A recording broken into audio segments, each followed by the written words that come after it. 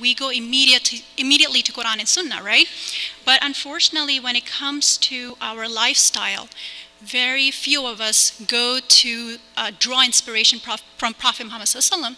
Instead, we go to local, popular trends that are out there. We go to media without realizing that our religion, which we call a complete way of life, has all the answers when it comes to a perfect diet and a perfect lifestyle. So living in America, we are eating the standard American diet, also known as the SAD diet, right? And as a result, there's a rapid increase of diseases that didn't exist prior when our parents or grandparents, before they migrated here. So it's hard, you don't really hear a lot of these metabolic diseases that are so commonplace nowadays. He's so cute, sorry. So therefore, as Muslims, I noticed that one of the main complaints that we have as Muslims is that I don't have the energy. I don't have the energy in Ramadan to do what I want to do. I want to do more for Allah. I want to do more for my family, but I'm just not feeling right. I just don't have the energy. So our journey into holistic health started about 10 years ago when my father-in-law was rushed into an emergency bypass surgery.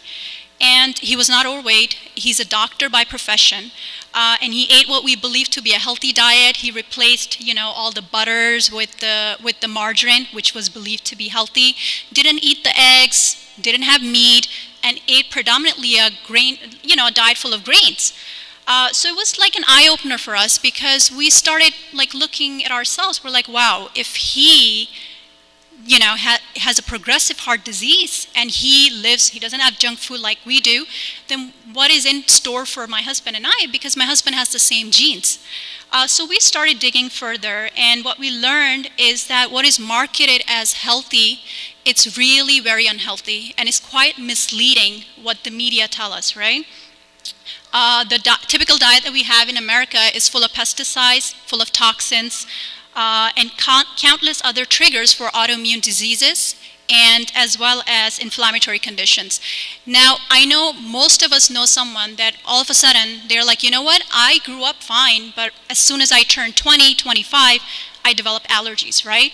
And they don't know the reason for it, right? And it's because after eating this diet, over time it takes a toll on us. It puts it under stress where our immune system, whereas if it was eating a healthier diet, it will be able to combat these allergies, but it's not able to do so anymore. So thankfully for us, alhamdulillah, we have our religion as the answer, right? For us to live a healthier lifestyle if we adopt the way of Prophet Muhammad sallallahu alaihi wasallam. When it comes to our eating habits, Allah subhanahu wa ta'ala, the one who created us, who knows our bodies better than we do, has provided for us, subhanAllah, a detox system, both spiritually and physically, every single year. And that is if we see it as that way, right? So we've been here all day, so you guys have heard the spiritual benefits of Ramadan. And we all know it too, because it's been drilled in us since we were little kids. Of Ramadan, the way to achieve taqwa, and different benefits. You're going to become a good person. And we know this really well. And after Ramadan, we know that we all have the tools needed to navigate throughout the year when a stress or temptations come our way, right? So we get that full benefit. We have the tools, we're ready to go, right? So if we were to apply the same mindset this Ramadan to achieve the physical benefits, our bodies, inshallah, will have the increased immunity needed to tackle what comes their way throughout the year, inshallah. Now the key here is the right kind of diet, not the kind we're used to. And we'll discuss more of that, inshallah. So fasting and its countless benefits are catching a lot of attention in the scientific field. Facebook is full every couple of weeks. There's a new article, research about why fasting is beneficial, and science is just picking up on it. There's just a lot of money going towards fasting. They call it intermittent fasting, where you are depriving yourself of food to let the body heal, let the body do its thing. So one of the main, I'm only going to discuss a few because I know, mashallah, you guys know a lot. I want to focus more today on the practical tips that we can walk away with today. So I'm just going to discuss the two that I really, really, liked and I love talking about. So the first benefit is fasting is our digestive health. Now, a lot of us don't really pay a lot of mind to digestion, right? It just happens, right? The only time we kind of pay attention when it doesn't happen, right? When it's not doing its job. But scientific research actually confirms that 80% of diseases actually result from poor digestive health. So that means that if we were to cure our colon, we can actually cure many diseases. I actually especially love the work done by Dr. Frank Lipman. Him and his team of doctors and holistic practitioners, after doing extensive research, subhanAllah, they were able to conclude that 70% of our immunity lies within our gut. That's a huge, significant number. That if our gut is compromised, our digestive system is compromised, we're really compromising 70% of our immunity. So therefore, if digestion is not good, it can lead into many disorders, both physical and psychological. And some of the conditions that we hear of frequently are allergies, like I mentioned, arthritis, autism, and even depression, and countless other diseases. So one may ask, how does fasting come into play? How can fasting heal our digestive health? So as we mentioned, that our current diet is full of hormones, pesticides, and toxins, and it causes chronic inflammation, which is at the root of many diseases, right? So fasting actually gives our bodies a chance to improve the digestive health. In other words, what it really is saying that when we're fasting, our organs find rest, which enables them to better absorb the nutrients while at the same time get rid of the toxins that are already in the body. So I wanted to make this more relatable. I know I can just keep going on with numbers and everything, but to make it more relatable, I wanted to kind of go through our eating pattern in America, right? So we can kind of understand why fasting is able to improve our digestive health. So now this information was collected from health histories we did with our patients. So a typical eating pattern in America, right? And tell me if I'm totally off. We start our day off with breakfast, right? 7 o'clock.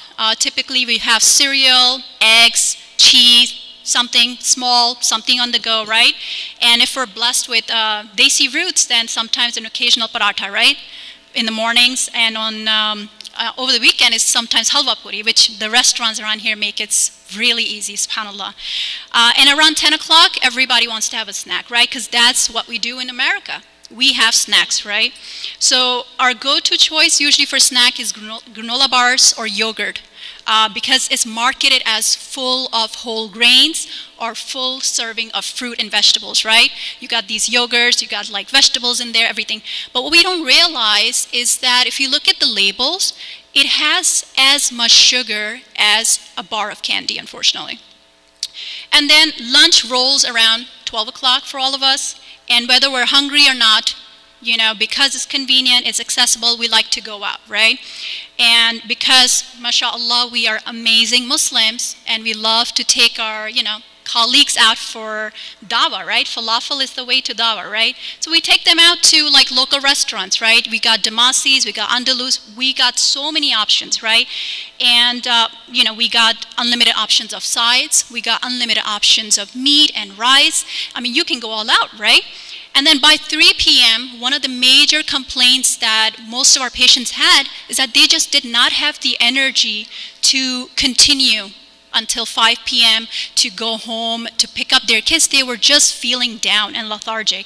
So at that time, we go for another pick-me-up snack, right? Usually sugar is what picks us up here, right?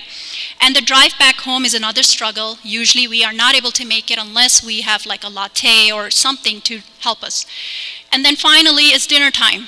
Our favorite meal, right? That's the only meal we have with the family, so we gotta make it special. So it's usually comprised of rice, meat, and Texas King makes it super easy to have biryani on weeknights, right? I don't even have to make biryani anymore. So now imagine this. I mean, I know it was a little bit off. Maybe we're not eating as much, but it is very realistic. It is a realistic picture of what's happening in America. And I like what Sister Hala Banani said, that, we lack empathy because we have so much. There was actually a speaker who said one time, and he's not Muslim, his name is Mark Sison. He is the blueprint paleo guy. And he was saying that, you know what? We are so afraid of hunger that one day, he was boarding a plane and he's like, oh my God, I got the cheapest flight, so I'm not going to have any food. So you know what? Let me go and just grab whatever I can from the vending machine. And then he thought, you know what? Why not? I just fast for 4 hours. Now this is a non-Muslim guy saying, you know what? I'm just going to fast. Why do I need to have a snack for 4 hours? It's not like it's the end of the world. It's not like I'm not going to have food when I get home, right? So we have forgotten the way of Prophet Muhammad ﷺ. He didn't know where his next meal was coming from, whether he was even getting a meal. He would wake up in the morning and he would ask his wife, is there food today? And if there was no food, he would fast. We, on the other hand, we are so afraid of hunger that if we don't find food, we will eat whatever is available, right? Whether it's candy, sugar, whatever. So what do you think our body's main mission has been if this is our typical diet? What do you think it has done all day long? It has just been digesting food from one meal to the other. I'm going to give an example of a young mom because, Mother's Day, relevant today. Imagine a young mom of 4 children. All under the age of 7. She's caring for them around the clock. She's feeding one, changing the other, while she has to still entertain the older 2. And she's trying to make it from 1 hour to the other while she's still, maintaining the regular chores, right? With so much on her plate, do you think she has time for a thorough clean of the house? Absolutely not, right? So similarly, when we're eating throughout the day, a typical, our day is 3 meals, multiple snacks, and really, who's even keeping track, right? Our body is constantly busy with digestion while still trying to maintain regular functions, so a thorough detox with this kind of diet is almost impossible. Thankfully for Muslims, if we want to utilize the opportunity this Ramadan, fasting, is a great way to let your body detox. Just take its course. One way that fasting, helps with the digestive system is that it reduces the energy needed to digest the food, which can lead to better defenses of the body. And in the state of fasting, our body is able to go on a search and destroy mission, which means that it's able to get rid of undigested food that we've been just eating throughout the day, dead cells, damaged tissue, fatty acids, and even early tumors. SubhanAllah. Our body has the ability to fight tumors if we give it the chance. So the second benefit actually I wanted to talk about after transitioning from the digestion is the brain. There are countless studies that highlight fasting and how fasting can lead to neurogenesis, which is just a fancy word for the process by which new nerve cells are generated. Now with age comes normal brain loss, is what we are told in America, right? So what do you, I want to ask you guys, what do you think is considered a normal old age disease in America? Any? Alzheimer's, yes, and dementia, right? I'm not saying that it didn't happen, but it wasn't as frequent. It is so common nowadays, right? So it is considered normal that as you grow older, you will, have brain loss, brain deterioration. And then how common do you think dementia was when our grandparents were growing up? It wasn't very common. And you know what? One thing is for sure, is that they didn't eat as much as we did. SubhanAllah, they did not eat 7 meals a day. And which allowed for their bodies to detox. So if there was brain damage, and in the absence of food, your body is able to repair the brain damage. I actually want to recommend another work here by Dr. Daniel Amen. His book, Change Your Brain, Change Your Life. It's an amazing, amazing book. And it discusses not just how to prevent, but how to reverse brain loss. So if you have been bad, right, and you have been eating a terrible diet, your lifestyle has been not so good, you are able to reverse. Our bodies, Allah subhanahu wa ta'ala has made them such that if we give it the time that it needs, it can actually repair itself. So him and his along with his colleagues, actually he put his patients on a restricted diet, right, which is called intermittent fasting. He had his patients fast, and he noticed that there was a huge impact on brain chemistry. While working with patients with dementia, and after putting them on a reduced calorie diet, he saw significant improvement in their memory and attention. SubhanAllah. I just want to check how we're doing on time. We're good? Okay, perfect. So I can actually continue talking about benefits, but I really, really feel like, you can get this information elsewhere, but I really want to focus on tips that we can take away. Like, how can we make this Ramadan productive? Plus, I also got some tips from my son. Last night, I was just desperate because I wanted someone to listen to me, right? So I grabbed him. I was like, Abdurrahman, you're going to listen to mommy, right? So after like 2 minutes into it, I see that he's just drifting off. So I ask his feedback. I'm like, what do you think? He goes, no, you don't have enough C's in your speech. And number C, the letter C. Oh, okay. So I guess he was reading, and then he says, looking at it. Apparently letter C is his favorite. So then I grab my 11-year-old, and she like literally falls asleep in my lap. So I'm just like, you know what? Gotta change it up. Gotta get the audience engaged. So we're actually gonna dive right into tips on benefiting this Ramadan, inshallah. I actually wanted to thank the organizers at this point because, subhanAllah, we're new to the community. Every single community waits a weekend before Ramadan to have an open Ramadan house. We have no excuse. They're giving us a month. We need to prepare. We need to implement whatever we have learned this today and put it into practice. So thank you so much for doing that, subhanAllah. So the first tip that I wanted to give is that we need to purify our intentions.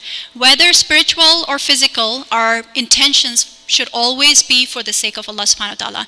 If you were to go into Ramadan, be like, you know what? Great weight loss regimen, right?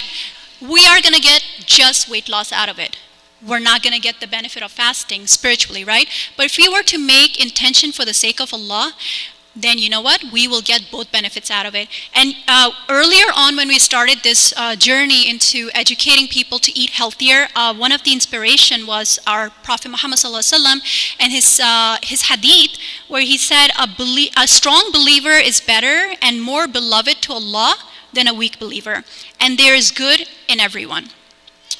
And the reason that served as an inspiration, because at that point, I was a mom, I was having kids, my diet was poor, and I just never had the energy to do extra for the sake of Allah. It was just like, you know what?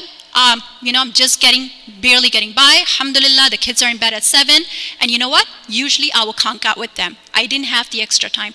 So one of the main complaints in Ramadan that I hear a lot of people bring up is fatigue and lack of energy. Whereas fasting, if done right, is supposed to have the opposite impact on us. It's supposed to give us a boost of energy. So this Ramadan, let's make our intention for His sake to improve our health. The second tip I wanted to mention was we should set small and achievable goals. So just like we have spiritual goals, I know right before Ramadan, everybody starts asking, how much are you memorizing? What are you going to do? How many surahs are you reciting? And if you were to say, you know what, I'm just going to memorize 4 surahs, or I'm going to memorize Surah Baqarah, but there's no plan of action, do you think we can do it? We cannot. Similarly, if I was to say, you know what, this Ramadan, I am going to be 20 pounds lighter. And if there's no plan, then it's not going to happen. So make your goals small, achievable, and realistic. And come up with little things. Get your family involved. It doesn't even have to be weight loss, right? It could just be something that my family and I recently implemented is that movement of going meatless once a week. It's called Meatless Monday. And not only does it have healthful benefits, it's following the sunnah, because Prophet Muhammad ﷺ did not have as much meat as we do. And it also is great for the environment. So start something small. You're fasting, tell the family, you know what? We're not having meat once a week. Let's get creative. Let's come up with other ideas that we can, prep together. So just make smaller goals. It doesn't have to be hefty. It doesn't have to be fancy. Just make it realistic. Tip number 3, something super important, is we need to plan ahead and prepare. Plan ahead to simplify your lives. Planning ahead saves much needed time. So instead of planning each day, at 5 o'clock, right around Asr time, you're like, oh my God, what am I making for iftar, right? And then you're running to the grocery store, trying to get things done. Instead, plan ahead. What I usually recommend is, we have the rest of the year to do fancy foods, right? We have the rest of the year to experiment with desserts. Let this time just be for simple food so you and your family can put focus where it really, really needs to be, and that is the worship of Allah. Ramadan is an opportunity for us, and as all these speakers mentioned, it's a blessing. It's a blessing, and it's something that Allah gives us to redeem ourselves. Let's not waste it in the kitchen, right? So one way I tell people that you can plan ahead is, start 3 weeks before, right?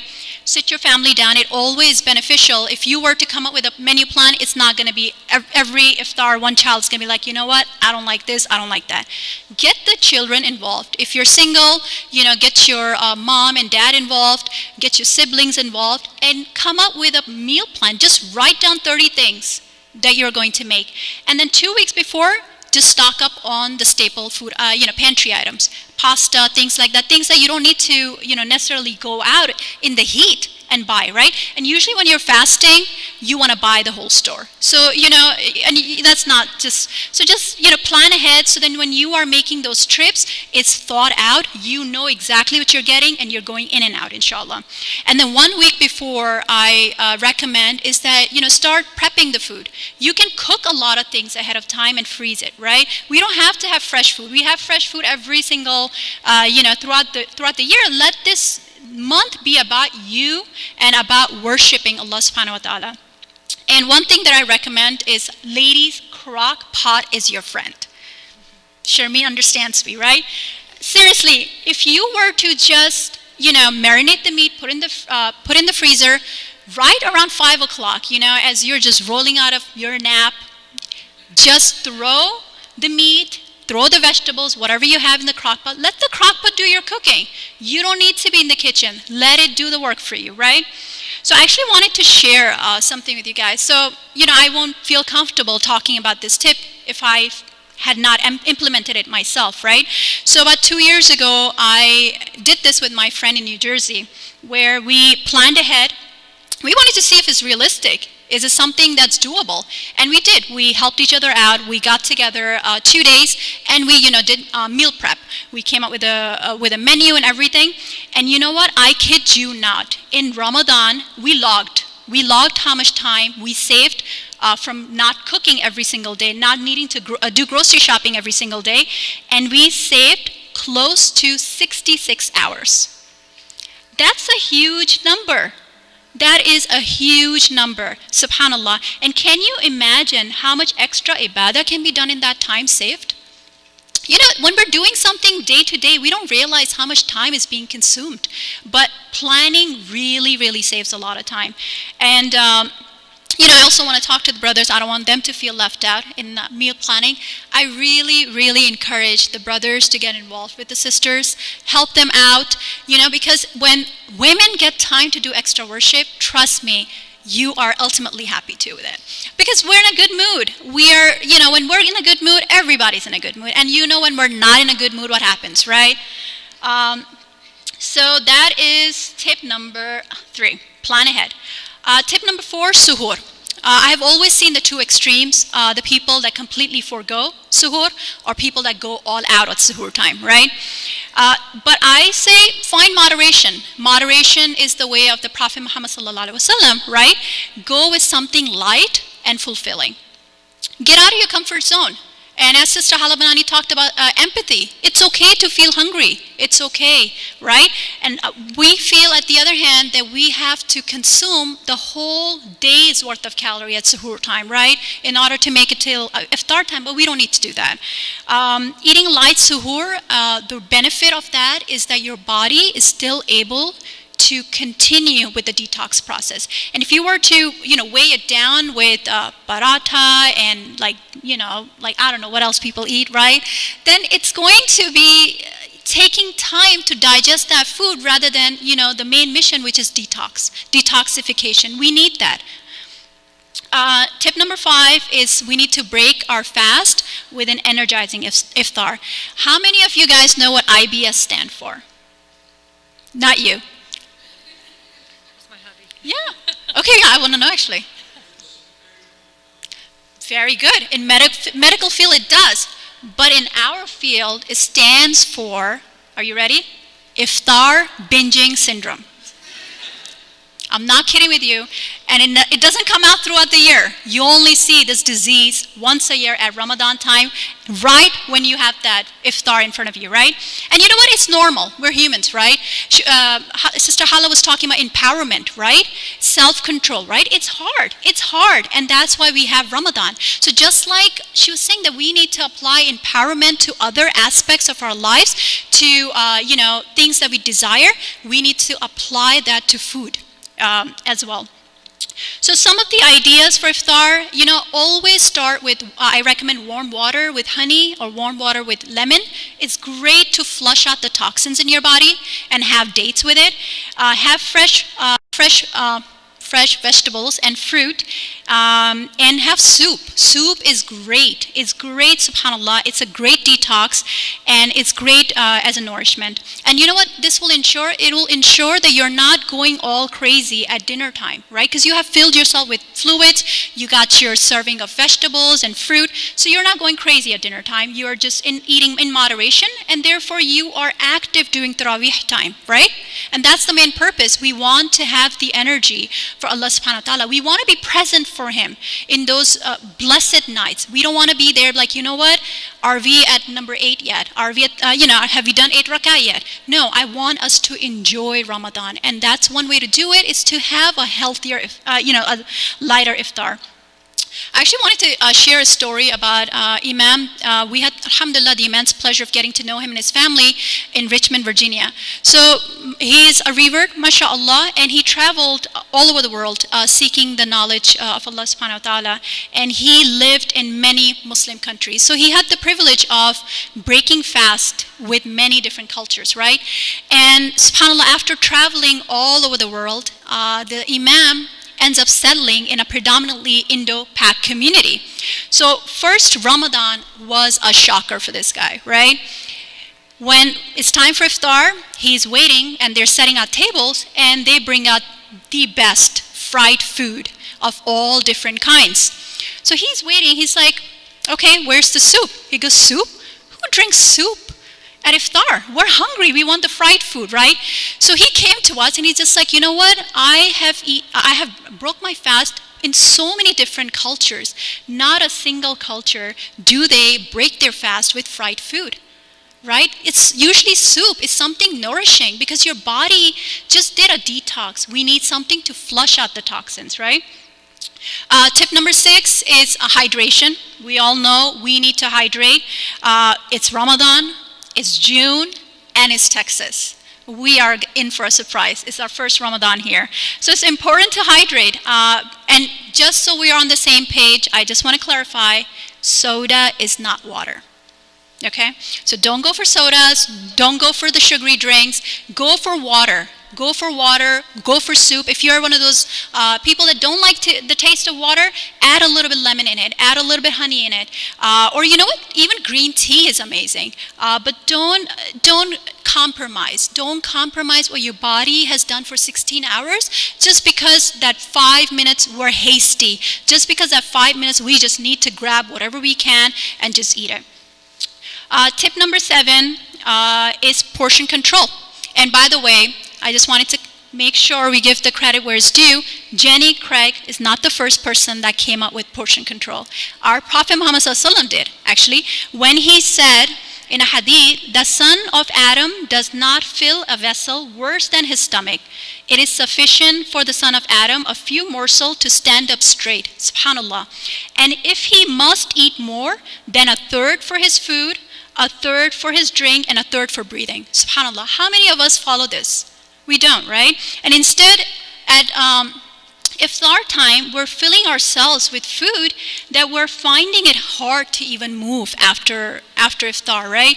And we're struggling to make it through Taraweeh, and often belching during Salah, and making the whole Taraweeh experience not only uncomfortable for us, but also uncomfortable for our neighbors, right? And I know Bayana people would really relate with this. Don't be that guy. Nobody likes that guy, right? Seriously. So my tip is adopt the Sunnah way. Adopt the Sunnah diet.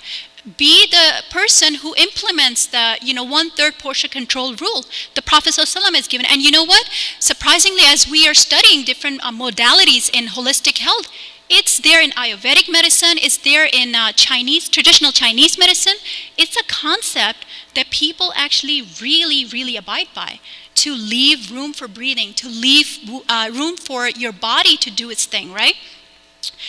Tip number 8, this is not gonna fly well either. Sorry about that. Give up the fried food, guys, please. If you must have fried food, and I'm not condoning it, have it outside of Ramadan. Because I feel that, our body has gone through a 15 or 16-hour long detox, right?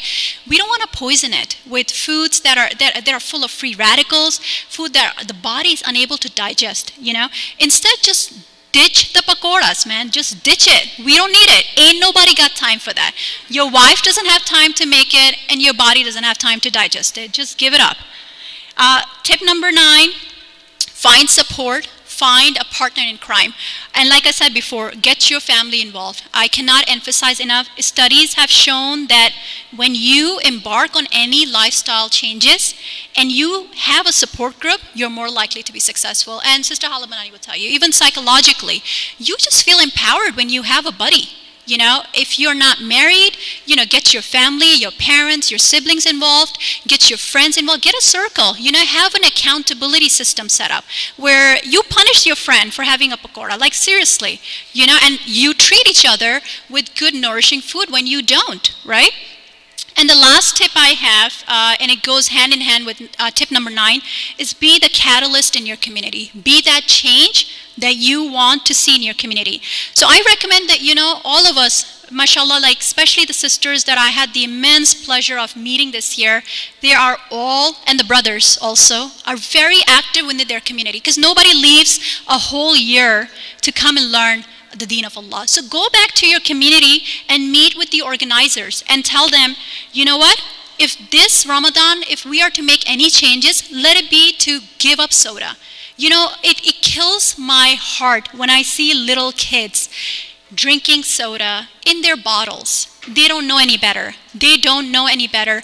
They're looking to you for inspiration. And you know what, even I've seen that, people are telling their kids it's not good for them, but they're drinking it themselves. And it's not just soda, it's all the sugary drinks.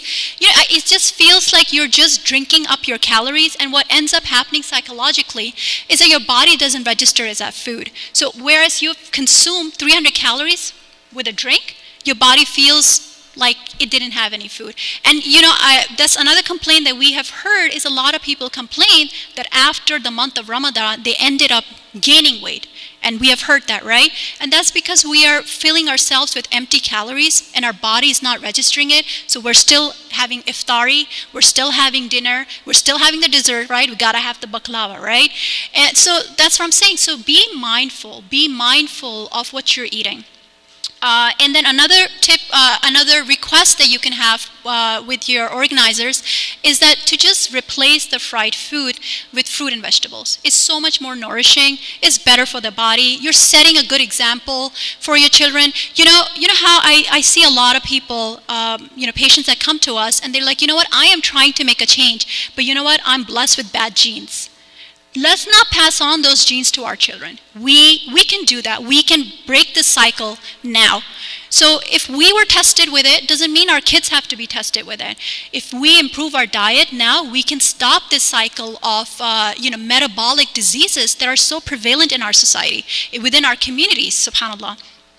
So make one change as a community, and I think that's it. If there was anything beneficial, it was from Allah subhanahu wa ta'ala, and I apologize for my shortcomings, and I pray that Allah subhanahu wa ta'ala enables us to fully benefit this Ramadan as a community, and both spiritually and physically. Jazakallahu khairan.